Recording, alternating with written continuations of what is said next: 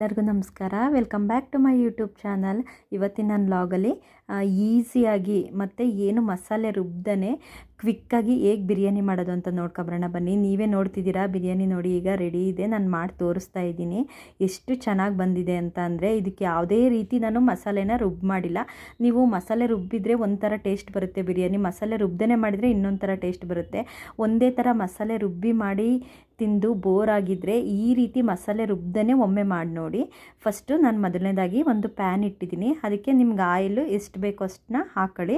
Next 2 ಚಕ್ಕೆ, 2 ಲವಂಗ, 1 ಅನಾನಸ್ ಹೂವು ಮತ್ತು ಮರಾಠಿ ಮೊಗ್ಗು ಅವೆಲೆ ಹಾಕ್ಬಿಟ್ಟು ನೆಕ್ಸ್ಟು ಹೆಚ್ಚಿಟ್ಟಿರೋ ಈರುಳ್ಳಿ ಮತ್ತು 2 ಹಸಿರುಮೆಣ್ಸಿಕಾಯಿ ಹಾಕಿದ್ದೀನಿ. ಇದಿಷ್ಟನ್ನು ಚೆನ್ನಾಗಿ 1 ನಿಮಿಷ ಫ್ರೈ ಮಾಡ್ಕೊಳ್ಳೋಣ. ಇಲ್ಲಿ ಚಕ್ಕೆ ಲವಂಗ ಮಸಾಲೆನೂ ಅಷ್ಟೇ 2 ಯೂಸ್ ಮಾಡಿದ್ದೀನಿ, ಹೆಚ್ಚು ಯೂಸ್ ಮಾಡಿಲ್ಲ. ಇವಾಗ ನೋಡಿ ಈರುಳ್ಳಿ ಆಲ್ಮೋಸ್ಟ್ ಫ್ರೈ ಆಗಿದೆ. ಒಂದು 2 ಮಿನಿಟ್ಸು ಈರುಳ್ಳಿನ ಫ್ರೈ ಮಾಡಿದ್ದೀನಿ. ಈರುಳ್ಳಿ ಮತ್ತು ಚಕ್ಕೆ ಲವಂಗ, ಅನಾನಸ್ ಹೂವು, ಮರಾಠಿ ಮೊಗ್ಗು, ಪಲಾವ್ ಎಲೆ. ನೆಕ್ಸ್ಟು ನೋಡಿ ಬೆಳ್ಳುಳ್ಳಿ ಶುಂಠಿ. ನಾನು ಬೆಳ್ಳುಳ್ಳಿ ಶುಂಠಿ ಯಾವಾಗಲೂ ಪೇಸ್ಟ್ ಮಾಡಿ ರೆಡಿ ಇಟ್ಟಿರ್ತೀನಿ. ಬೆಳ್ಳುಳ್ಳಿ ಶುಂಠಿ ಪೇಸ್ಟ್ನ ಹಾಕ್ಬಿಟ್ಟು 1-2 ನಿಮಿಷ ಫ್ರೈ ಮಾಡೋಣ. ಮತ್ತು ಅದ್ರ ಜೊತೆ ಒಂದು ದಪ್ಪದು ಟೊಮೊಟೊ ತೊಗೊಂಡಿದ್ದೀನಿ. ಇದನ್ನು ಅಷ್ಟೇ ಚೆನ್ನಾಗಿ ಫ್ರೈ ಮಾಡೋಣ. ನಾನಿಲ್ಲಿ 2 ಗ್ಲಾಸ್ ಅಕ್ಕಿನ ಮಾಡ್ತಾಯಿದ್ದೀನಿ. ಅದಕ್ಕೋಸ್ಕರ ಒಂದು ದಪ್ಪು ಈರುಳ್ಳಿ ಮತ್ತು ಒಂದು ದಪ್ಪು ಟೊಮೊಟೊ ಹಾಕಿದ್ದೀನಿ. ಅದ್ರ ಜೊತೆಗೆ ಸ್ವಲ್ಪ ಅರಿಶಿನ ಪೌಡ್ರ್ ಹಾಕಿದ್ದೀನಿ ಮತ್ತು ಸಾಲ್ಟ್ ಹಾಕಿದ್ದೀನಿ.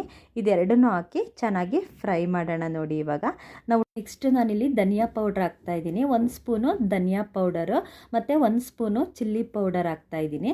ಇದೆರಡನ್ನೂ ಹಾಕಿ ಮತ್ತೆ 1 ನಿಮಿಷ ಫ್ರೈ ಮಾಡೋಣ. ನೋಡಿ ಇವಾಗ ಮತ್ತು ಸ್ವಲ್ಪ 1 ಸ್ಪೂನು ಬಿರಿಯಾನಿ ಪೌಡ್ರ್ ಯೂಸ್ ಮಾಡ್ತಾಯಿದ್ದೀನಿ. ನಾನಿಲ್ಲಿ ಯೂಸ್ ಮಾಡ್ತಿರೋದು 3 ಮಸಾಲೆ: ಧನಿಯಾ ಪೌಡರು, ಚಿಲ್ಲಿ ಪೌಡರು ಮತ್ತು ಬಿರಿಯಾನಿ ಪೌಡರು ಅಷ್ಟೇ ಯೂಸ್ ಮಾಡಿರೋದು. ಇವಾಗ ನಾನು ಟೊಮೊಟೊ 1 ಹಾಕಿದ್ದೆ ಅಲ್ವಾ, ಹುಳಿಗೆ ಇನ್ನು ಸ್ವಲ್ಪ ಕರ್ಡ್ ಹಾಕ್ತಾಯಿದ್ದೀನಿ. ಅಂದರೆ ಮೊಸರನ್ನ 1 ಬೌಲ್ ಹಾಕ್ತಾಯಿದ್ದೀನಿ. ಚಿಕ್ಕದು ಜಾಮೂನ್ ಬೌಲಲ್ಲಿ 1 ಬೌಲ್ ಅಂತ ಮೆಜರ್ಮೆಂಟ್ ಇಟ್ಕೊಳ್ಳಿ. ನೋಡಿ ಇವಾಗ ತೊಳೆದಿಟ್ಟಿರೋ ಅಂಥ ಚಿಕನ್ನ ಹಾಕ್ತಾಯಿದ್ದೀನಿ. ಚಿಕನ್ನು ಅಷ್ಟೇ ನಾನಿಲ್ಲಿ ಒಂದು ಅರ್ಧ kg ಚಿಕನ್ನ ಯೂಸ್ ಮಾಡ್ತಾಯಿದ್ದೀನಿ. ನೋಡಿ ಇವಾಗ ಚಿಕನ್ ಎಲ್ಲ ಕ್ಲೀನಾಗಿ ತೊಳೆದಿಟ್ಟಿದ್ದೆ. ಅರ್ಧ kg ಚಿಕನ್ನ ಯೂಸ್ ಮಾಡಿದ್ದೀನಿ. ಇವಾಗ ಚೆನ್ನಾಗಿ ಮಿಕ್ಸ್ ಮಾಡೋಣ. ಆ ಮಸಾಲೆ ಜೊತೆಗೆ ಚಿಕನ್ನು ಚೆನ್ನಾಗಿ ಮಿಕ್ಸ್ ಆಗಬೇಕು. ನೋಡಿ ಬಿರಿಯಾನಿಲಿ ಚಿಕನ್ನು ಸಪ್ಪೆ ಆಗಬಾರ್ದಂತಂದರೆ ಈ ಮಸಾಲೆಯಲ್ಲಿ ಒಂದು 5 ನಿಮಿಷ ಫ್ರೈ ಮಾಡಿ. ನೆಕ್ಸ್ಟು ಒಂದಿಡಿ ಕೊತ್ತಂಬರಿ ಸೊಪ್ಪು ಮತ್ತು ಪುದೀನ ಹಾಕಿದ್ದೀನಿ. ನಾನಿಲ್ಲಿ ಪುದೀನ ಹಾಕ್ಬಿಟ್ಟು ಚೆನ್ನಾಗಿ ಮಿಕ್ಸ್ ಮಾಡೋಣ. ಮಸಾಲೆಯಲ್ಲಿ ನಾವು ಚಿಕನ್ನ ಚೆನ್ನಾಗಿ ಮಿಕ್ಸ್ ಮಾಡಬೇಕು. ನೋಡಿ ಇವಾಗ ಮಿಕ್ಸ್ ಮಾಡಾದಮೇಲೆ ಒಂದು ಪ್ಲೇಟ್ ಮುಚ್ಚಿ ಒಂದು 10 ನಿಮಿಷ ನೋಡಿ ಈ ಥರ ಫ್ರೈ ಮಾಡಬೇಕು. ಈ ಥರ ಫ್ರೈ ಮಾಡೋದ್ರಿಂದ ಚಿಕನ್ನಿಗೆ ಖಾರ ಉಪ್ಪು ಚೆನ್ನಾಗಿ ಹಿಡಿಯುತ್ತೆ. ನೆಕ್ಸ್ಟು ನಾನಿಲ್ಲಿ ತೊಳೆದಿಟ್ಟಿರೋ ಅಕ್ಕಿನ ನಾನಿಲ್ಲಿ 1 ಗ್ಲಾಸು ಬಾಸುಮತಿ ರೈಸ್ ಯೂಸ್ ಮಾಡಿದ್ದೀನಿ, 1 ಗ್ಲಾಸು ಕೋಲಂ ರೈಸ್ ಯೂಸ್ ಮಾಡಿದ್ದೀನಿ.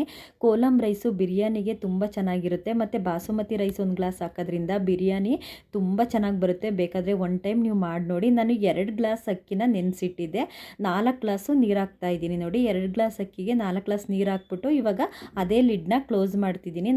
ನಾನಿಲ್ಲಿ ಬಿರಿಯಾನಿನ ದಮ್ ಗಟ್ಟಲಿಕ್ಕೆ ಒಂದು ಪುಟಾಣಿ ಕಲ್ಲು ಬರುತ್ತಲ್ಲ ಅದನ್ನು ಅದ್ರ ಮೇಲೆ ಇಟ್ಟಿದ್ದೀನಿ. ನೋಡಿ ಇವಾಗ 10 ನಿಮಿಷ ಆಗಿದೆ, ಬೆಂದಿದೆ. ನೀವೇ ನೋಡ್ತಿದ್ದೀರಾ ಎಷ್ಟು ಚೆನ್ನಾಗಿ ಕಾಣಿಸ್ತಿದೆ ಬಿರಿಯಾನಿ. ಇದು ನೋಡಿದ್ರೇ ಗೊತ್ತಾಗುತ್ತೆ ಟೇಸ್ಟ್ ಹೆಂಗಿರುತ್ತೆ ಅಂತ. ಎಕ್ಸ್ಪೀರಿಯೆನ್ಸ್ ಇರೋರಿಗೆ ನಿಜವಾಗ್ಲೂ ಬಿರಿಯಾನಿ ತುಂಬ ಟೇಸ್ಟ್ ಚೆನ್ನಾಗಿತ್ತು. ಯಾವುದೇ ರೀತಿಯಂಥ ಮಸಾಲಾನ ನಾನಿಲ್ಲಿ ರುಬ್ಬಿ ಮಾಡಿಲ್ಲ.